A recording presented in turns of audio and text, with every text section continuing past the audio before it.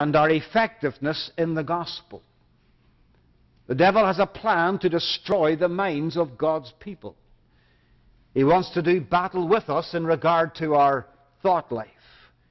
He wants to take our minds off the Lord. He wants us to forget spiritual things and fix our minds and our hearts on lesser things. And Satan, as he goes about that strategy, uses various tactics.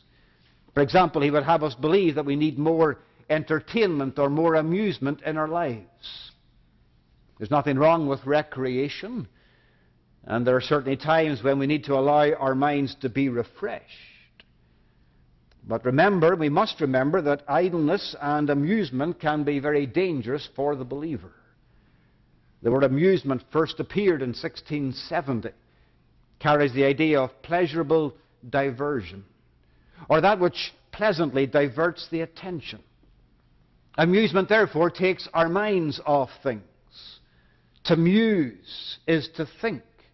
To be amused means not to think or to be diverted in our thinking.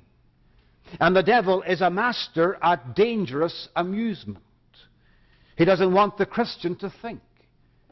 And so he diverts the attention with amusements, some of which are harmless in themselves and some are not. And the devil knows if he can get the believer hooked on television, or if he can get the believer hooked on movies or on the internet or on games or on some other form of entertainment or amusement, he will have gone a long way in disabling that person's usefulness for the Lord. He strives to distract us from spiritual and serious things.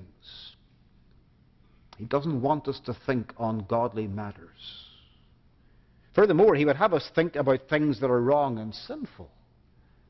Satan would fill the believer's mind with ungodly thoughts.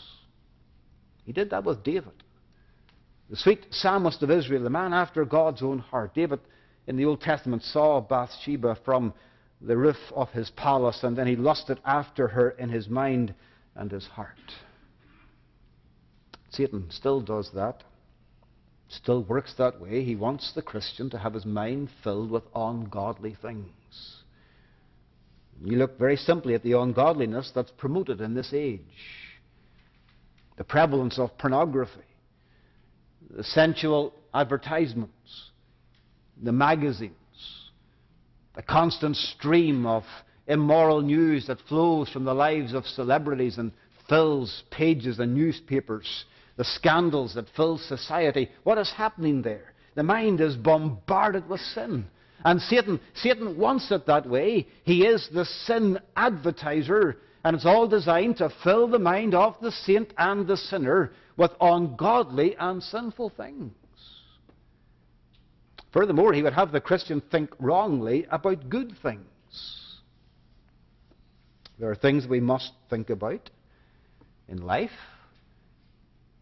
but Satan would have us overly anxious about those things. That's why Paul addresses that theme in verse 6 of the chapter. He distracts us that way. He also deceives the Christian and makes the Christian doubt. He poses questions that makes the Christian query the great foundations of his faith. He mixes truth with error and hopes to poison the minds of God's people. He puts a veneer of respectability over heresy and tries to deceive and delude the child of God, all with the purpose of throwing the Christian into a state of confusion and chaos in his mind. The devil attacks the mind. He targets how we think. He wants us to think wrongly. He wants us to think sinfully. He wants us to think carelessly. He wants us to think in an unscriptural, unbiblical way. He wants us to be full of anxious cares and anxious troubles. He longs for us to be sidetracked and diverted from things that are important in life. He is behind all the wrong thinking that takes place in this world. Satan strives for that because he knows that wrong thinking will lead to discouragement, disappointment, discontentment, and ultimately a departure from God.